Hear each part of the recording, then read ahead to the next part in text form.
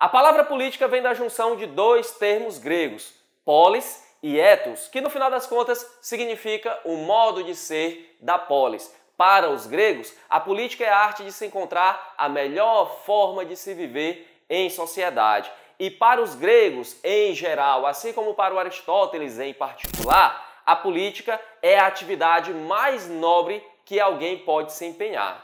E apesar dos preconceitos do Aristóteles que eram típicos da sua época, a teoria política aristotélica tem muito a nos ensinar. Então, fica comigo aqui nesse vídeo até o final, que nós vamos ter muitos insights para refletir sobre a política nos dias de hoje. Mas antes de qualquer coisa, já vai deixando logo o seu like e se inscreve aqui no canal para você não perder as nossas próximas publicações.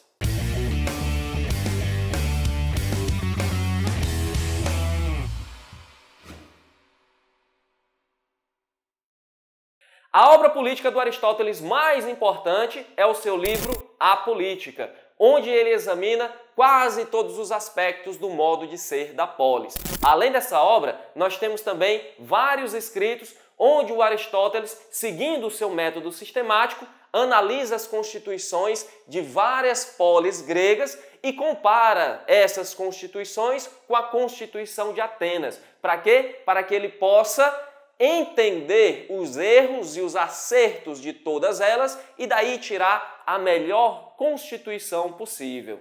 Aqui na política, o Aristóteles segue o Sócrates e o Platão ao afirmar que a democracia é sim um regime de governo ruim, mas ele critica a sofocracia do seu mestre Platão, dizendo que isso é um regime de governo inaplicável na prática.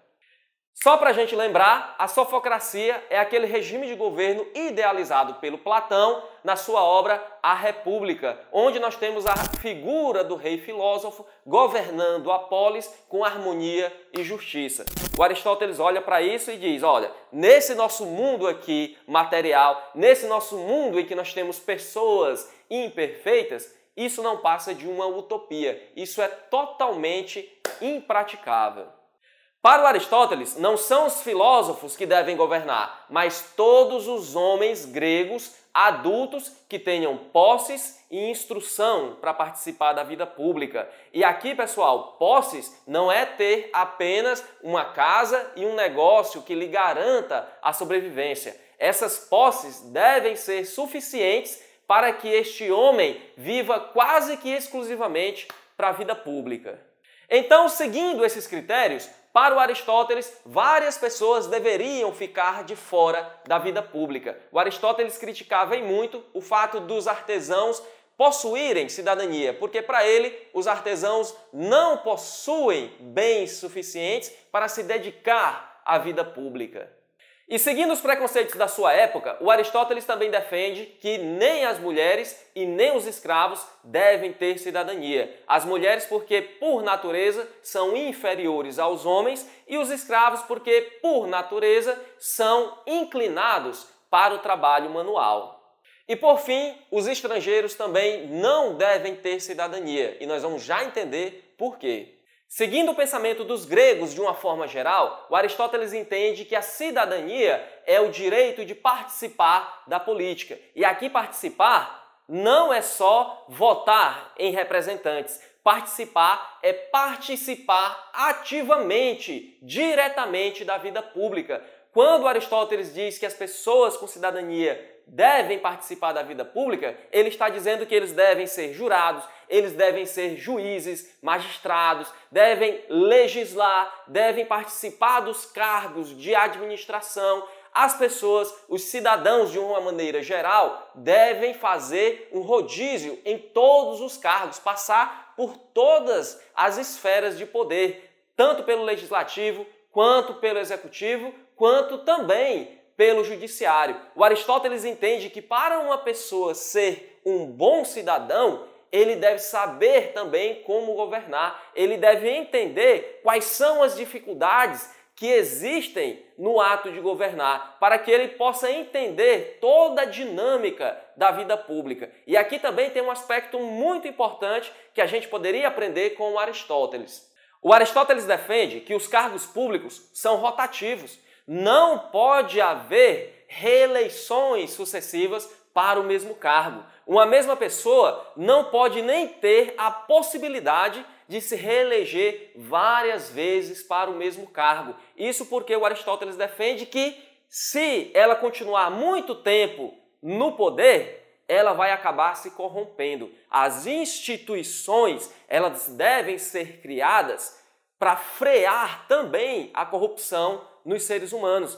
A gente não pode ficar à mercê somente da boa vontade das pessoas. As próprias instituições devem ser desenhadas para que a corrupção não floresça no íntimo das pessoas, para que as pessoas não sejam corrompidas pelo poder. Por isso que deve haver essa rotatividade e não deve haver reeleições sucessivas.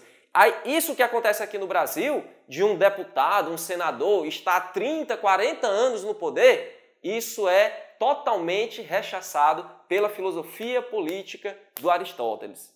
Para o Aristóteles, a política é a arte de deliberação racional em busca do bem comum. Para ele, pessoas virtuosas devem se empenhar nessa atividade em busca do bem comum e as instituições devem sustentar essa prática. As instituições devem reforçar as virtudes e não serem tentações. As instituições não podem causar a possibilidade de desvirtuar as pessoas nessa jornada. As instituições não podem ter brechas para corromper as pessoas. E outro aspecto também muito importante na filosofia política do Aristóteles é que ele entende que o bem comum só pode ser alcançado na polis.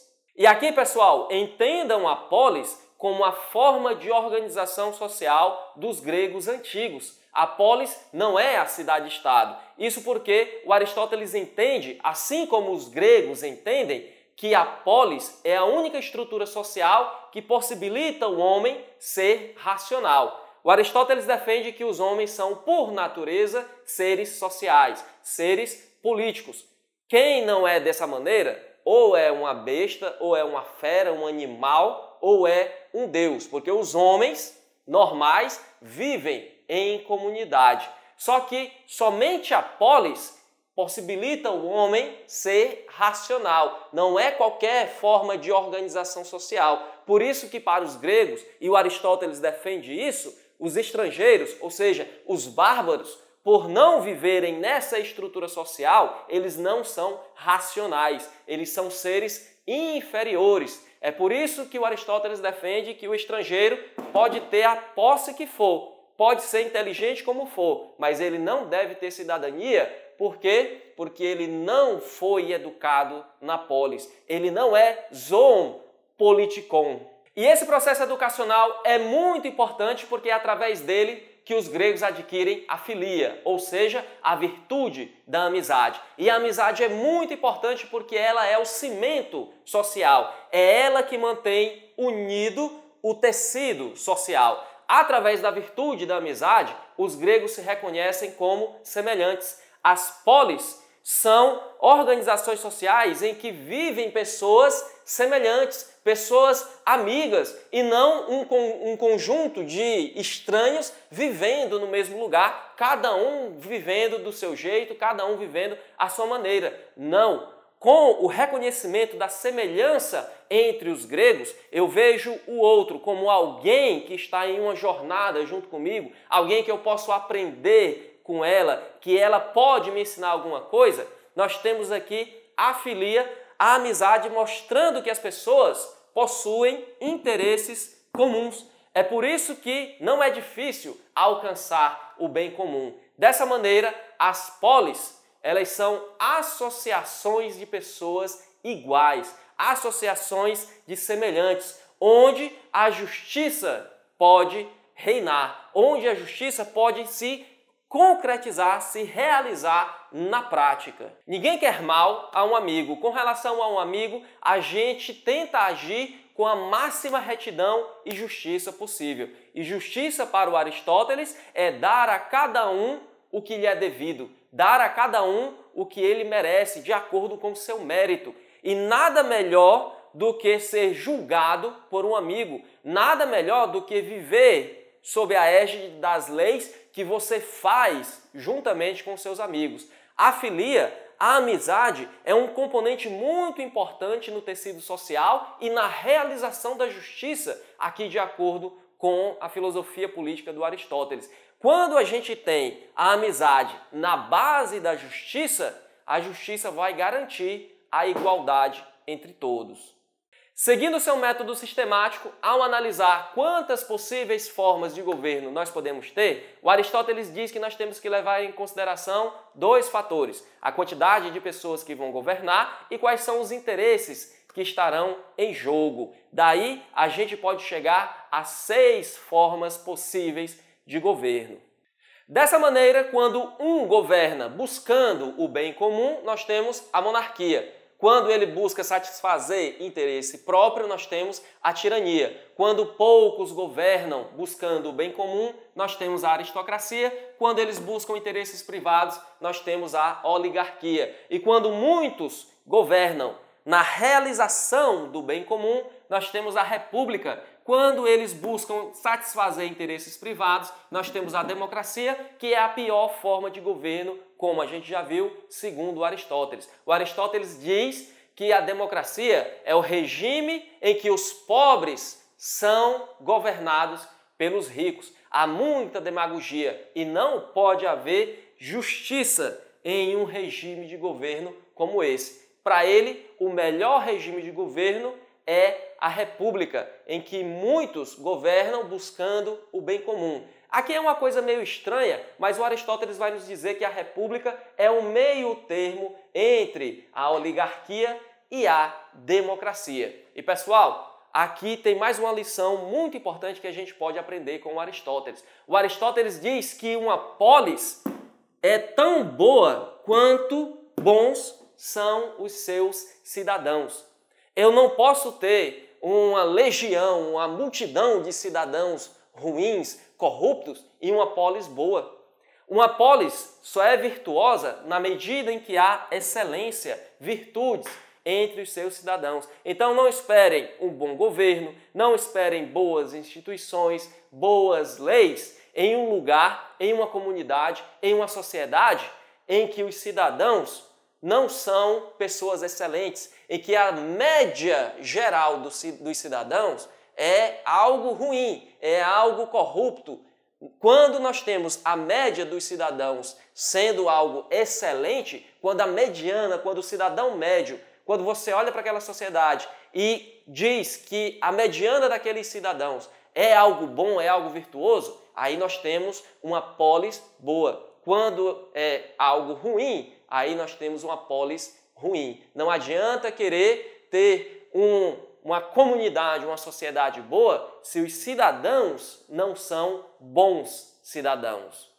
Então, pessoal, analisando a filosofia política do Aristóteles, dá para a gente ver como a filosofia entendia a política como uma arte de se encontrar, de se alcançar o bem comum, o que é muito diferente de hoje em dia, em que a política é vista apenas como um jogo brutal de interesses, um jogo brutal de poder, em que salve-se quem puder e todo mundo está à mercê da própria sorte. Entender a história da filosofia é entender como foi que nós chegamos a esse ponto, como foi que nós deixamos de enxergar a política como a arte do bem comum a ver a política apenas como esse jogo brutal de interesses. E se você quiser entender melhor essa história, clica no primeiro link aqui da descrição e faz o nosso curso de História da Filosofia. É um curso bem completo, bem passo a passo, onde a gente estuda a filosofia desde o início até os nossos dias atuais.